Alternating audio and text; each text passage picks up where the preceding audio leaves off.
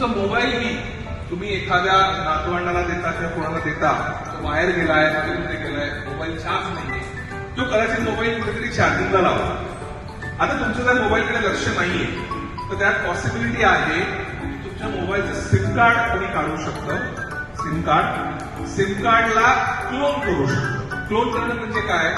20 वर्षाआधी तुम्हाला जर का चावी बनवायची असेल, तुम्ही चावीवाल्याला बोलवायचा, चावीवाला यायचा, साबणावरती त्याचा हे घ्यायचा आणि मग त्यात जाऊन नवीन चावी बनवायचं.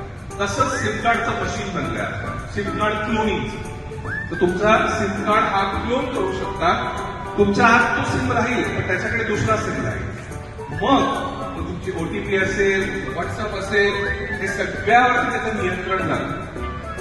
ओके, तर काळजी घ्यायची की फोन जर का आपण कोणाला दिला आहे तर त्याला सांगायचं, बाबा रे अशा ठिकाणी चार्जिंगला लावू नकोस की जिकडनं माझं सिम कार्ड काढलं जाईल आणि माझी काही त्याच्यातून पुढे फसवणूक होईल.